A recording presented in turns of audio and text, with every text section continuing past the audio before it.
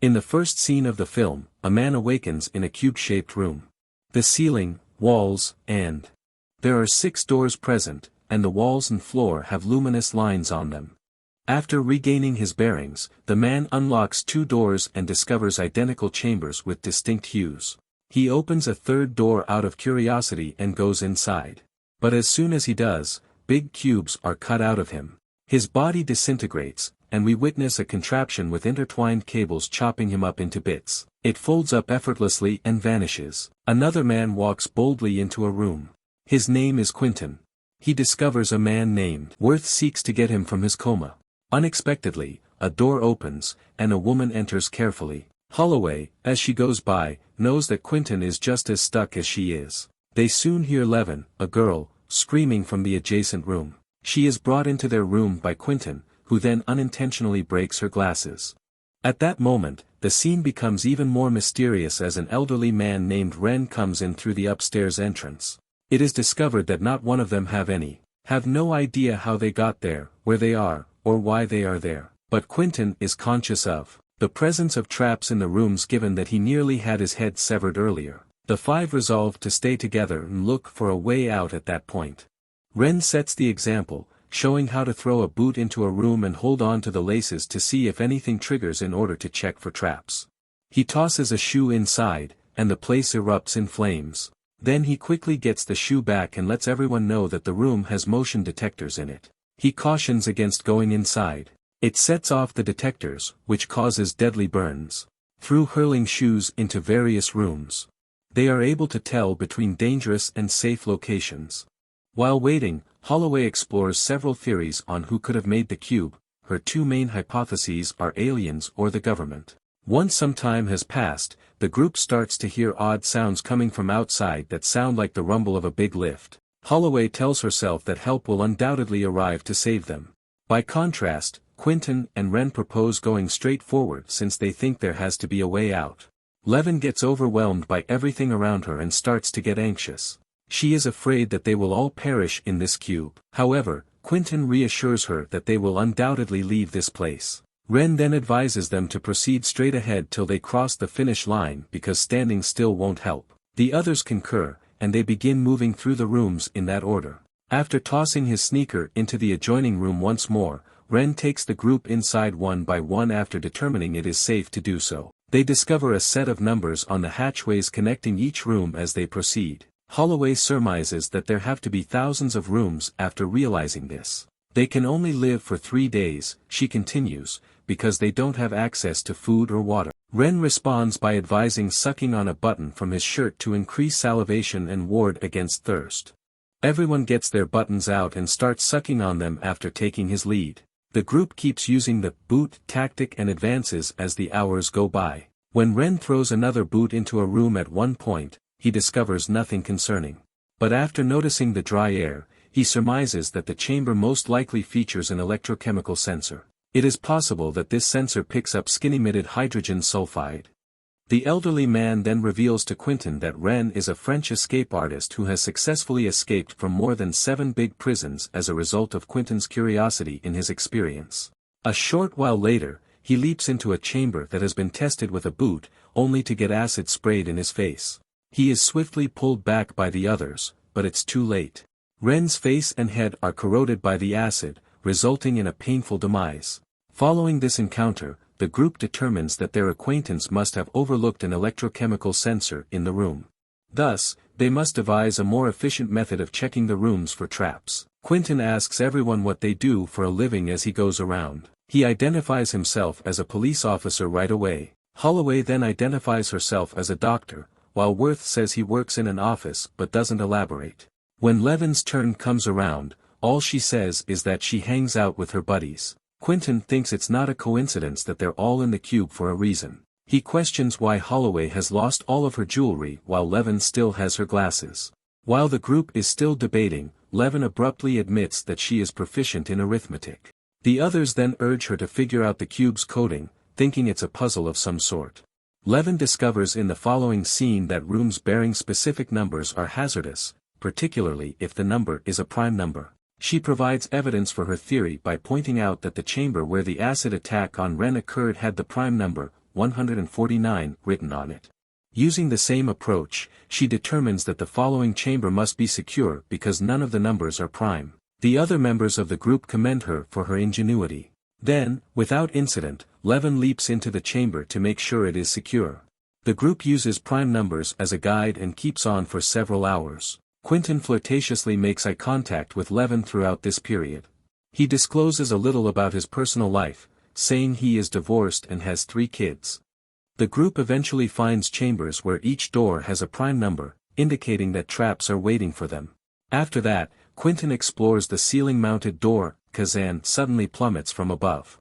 He keeps asking to go to the blue room and appears to be repeating certain words. Holloway concludes he has a mental disability.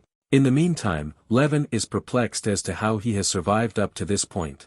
Some of the group members are reluctant to include Kazan since they see him as a burden when they decide to press forward with their plan. But they admit Holloway into the group at his request. Holloway and Quentin ruminate over their surroundings and discuss potential suspects for the cube's origins. She believes that such a large edifice was probably built by the government, maybe in a desert. Quentin speculates that a billionaire might have erected it for amusement, but Holloway laughs this idea off as funny. Soon after, Quentin goes into a room devoid of prime numbers and barely avoids dying in a razor wire trap. Levin's idea that non-prime numbered rooms are safe is refuted by this incident. Later on, because Worth hasn't spoken anything since they first met, Quentin begins to assume that he is a spy. After that, the gang splits up while Levin works to figure out the figures. After some time, Worth is duped by Quentin into confessing that he was one of the architects of the large cube-shaped building that houses the cube-shaped rooms. Worth acknowledges that he didn't know his employer and that he was only here for the money when questioned about who hired him. The group's mistrust of each other is building, especially after Quentin starts using violence, but Worth gives them important information on the outer cube's dimensions, 434 feet. Levin calculates that there are 17,576 rooms total, 26 rooms on each side, based on the available data. She goes on to say that the numbers separating the rooms could be Cartesian coordinates, showing where the chambers are located inside the cube. After learning this, the group chooses to move in the direction of the closest edge. They keep booting the rooms in an effort to find any threats. They discover what appears to be a secure room next to theirs in the following scene. However, just as they are ready to cross it, Kazan lets out a startling cry that sets off a few lethal traps in the chamber. The gang then surmises that there is a sound-activated trap system in the chamber, which could be dangerous if they walk through.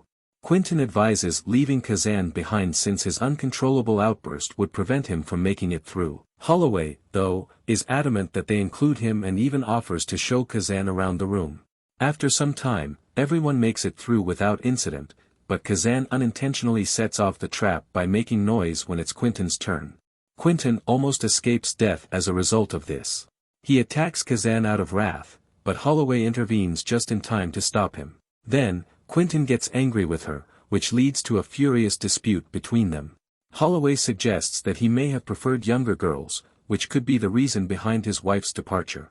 Quentin smacks her multiple times because he is so furious about this. The others quickly separate the two, and after things settle down, they move onward. When the gang finally reaches one of the cube's side edges, they discover a space between the door and the outside shell. After that, they fashion a rope out of their clothing, and Holloway boldly helps to swing out and explore space. She can only see total darkness below when she lingers outside with the aid of the homemade rope. The rope is too short for her to reach the outer cell when she tries to swing in that direction. The cube rattles so badly as she hangs outside the room that she nearly falls into the emptiness below. Thank goodness, Quentin is able to catch her by the rope and pull her higher. However, he purposefully lets go of her hand the following moment, which results in her terrible death. After the horrific event, Quentin tells the group that Holloway fell because he slipped. Everyone is devastated by this, but they are forced to continue. The group decides to head down to the cube's bottom edge after some discussion. But first, since they're all worn out, Levin advises that they take a short break. She is supported by the others in the group, and they all lie down on the ground. Quentin carries Levin into another room while they sleep. He approaches her inappropriately and tries to convince her to leave the others. He becomes combative when she declines. Thankfully, Kazan and Worth wake up and make it to the room in time to save her. By now Quentin has developed a neurotic streak and acknowledges that he wasn't always confident in Holloway. The other members of the group begin to believe that he killed her on purpose as a result. Furious by what they said, Quentin throws Worth into the adjacent room and strikes him viciously. Worth discovers Ren's lifeless body there, which sends him into fits of laughing. It dawns on him that all they've been doing for the longest is going back and forth. Furthermore, he observes that the acid room where Ren passed away is no longer in the vicinity. The group concludes that the rooms must be moving as a result of this. Additionally, Levin discovers that the numbers marking the trap-filled rooms are not merely prime numbers but also prime powers, which are subsets of prime numbers. Recalling that a room's coordinate number was 27, rather than the anticipated 26, she realized that there must be a bridge room connecting it to the exit. She determines that it will travel twice before returning to its initial place as she begins to calculate its position using the surrounding numbers as reference points. As they discuss how to identify traps, Levin suggests looking at all 9 numbers rather than just 3 and determining safety by looking for prime factors. For every room they enter, she must now figure out the prime factorization of 3 3-digit numbers. She tells Quentin that it is too complicated to calculate the elements without a computer, despite his urgent request. Fortunately, Kazan's true abilities are shown at the perfect moment. It turns out that he is an autistic genius who can complete these computations quickly. He impresses everyone by revealing the key factors of 567 in an unexpected way. They then carry on checking the room's prime factors and establish, according to his estimates, that it is safe. In order to make sure everything is secure, Quentin tosses a piece of rubble across a room. It stays intact. The party safely makes their way toward the exit with Kazan's help. Worth then devises a strategy to control Quentin, who is growing more and more paranoid. He succeeds in luring Quentin into a room underneath them, leaving him there to meet his demise. Following this, the gang as a whole continues on and eventually reaches the cube's bridge room. They enter the chamber via the door and are met with an explosion of dazzling lights. Nevertheless, Worth makes the decision that he will stay within the cube because he feels that there is nothing more for him there. Quentin now resurfaces behind them and, for some reason, manages to catch up with them. He fatally stabs Worth with a sharp instrument and pierces Levin's back with a shattered door handle. Then he looks over at Kazan, who is trying to get out of the room. However, Worth grabs and grips onto Quentin's leg before he can get to him. At that moment, the rooms in the small crawl space between them start to realign. Consequently, Quentin becomes trapped between, which leads to his horrifying demise. Soon later, Worth also passes away from his wounds, but at least he has spared Kazan's life. In the film's climactic sequence, Kazan emerges from the cube and observes the dazzling light, which could be the escape door. Thanks for watching my videos. Please like and subscribe for more.